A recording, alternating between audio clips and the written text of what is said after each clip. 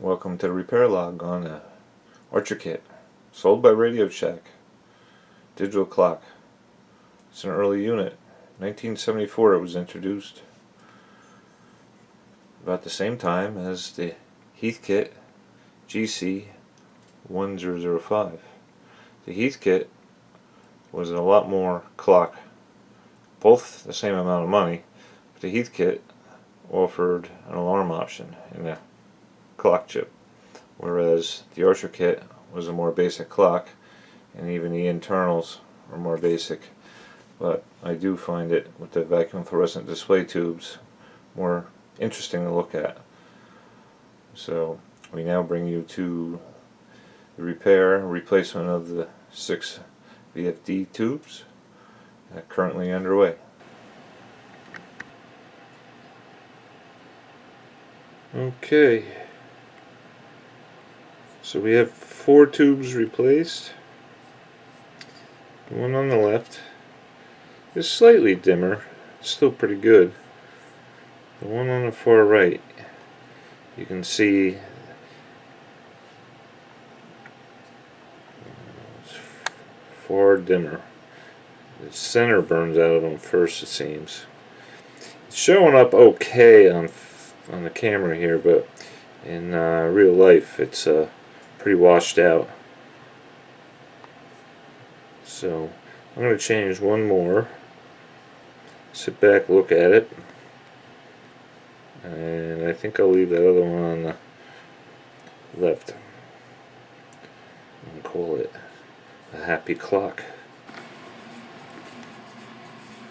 Well, this clock is now fit with new tubes. These have much better intensity, brightness. The almost 45-year-old tubes that were in there were worn out. This clock is like new again.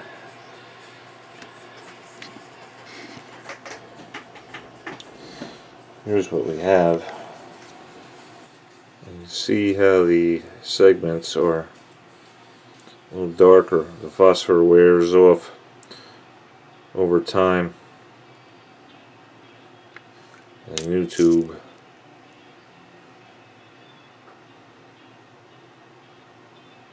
phosphor is a better shape.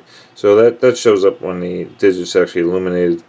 You can tell just by looking at them when they're off.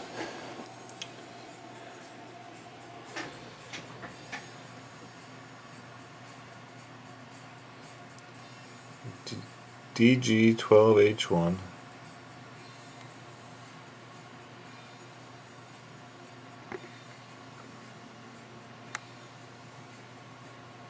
And I'm not sure, I think the difference is in the filament arrangement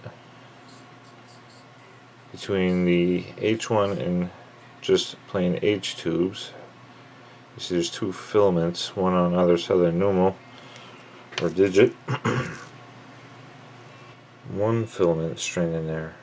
Interesting. So this is the DG12H ISE. I'm not sure if Itron and ISE are synonymous.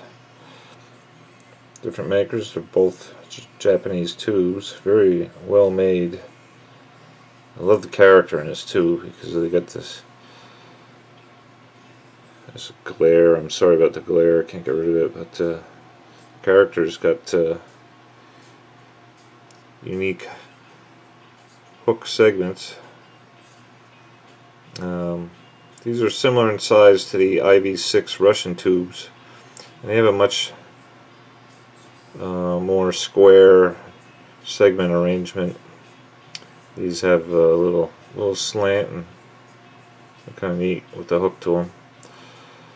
Anyway, so a couple new capacitors yet to be put in this clock.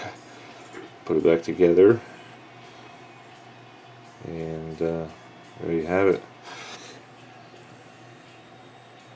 A little tour around the inside.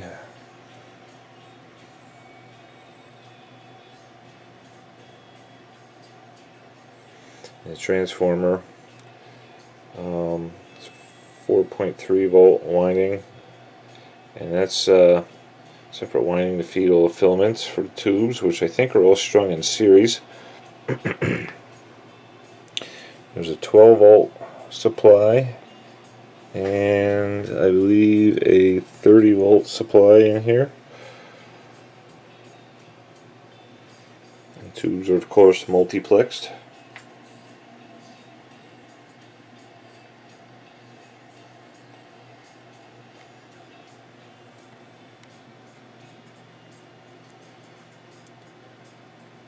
Six transistors, one for each tube to drive the digit,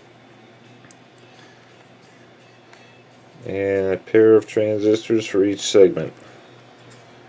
Okay, here we have the clock back together. What we're going to do is a startup together. I'll show the trait of the early MM5314N clock chip. When it starts up, there's an invalid time is represented, and then there's a trick to get beyond that and make the clock work.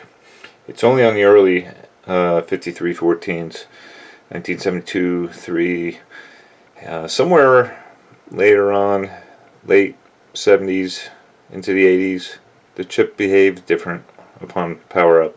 So they must have made a modification in manufacturing somehow or design. But as far as this one applies, here we go. We're going to fire up the clock. And a lot of times the hours does not come up. And you can watch this count. When the seconds roll over, you get another digit that pops up.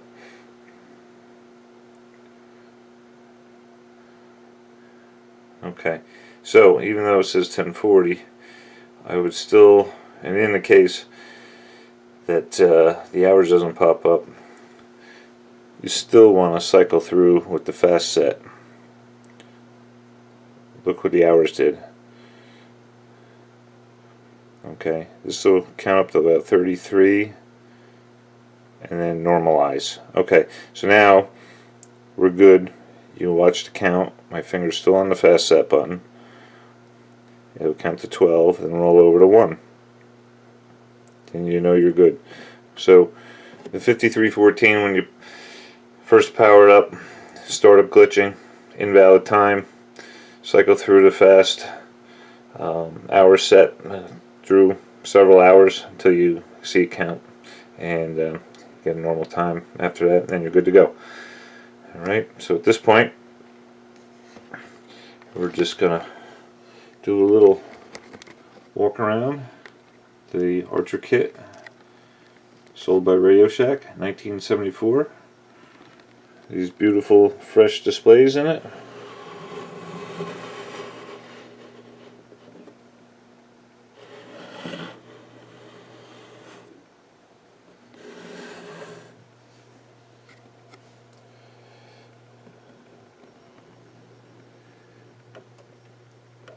And there's the functions. Hold, minutes, seconds, in other words fast and slow set, and then you have display illumination, high, off, and low. There's a little scuff on the back of the case, but other than that, this thing is reasonably clean with a little blem here and a slight crack in the corner. But I'm just happy to have this in my collection. I had one other. I mistakenly sold it because I was running out of funds, and I thought I'd never have another one again, and this one popped up very reasonably priced. And a fellow eBayer, thank you very much. You know who you are if you see this. Set me up with a few tubes to put in this clock. Thanks again. I hope you enjoyed the video. Thanks for watching.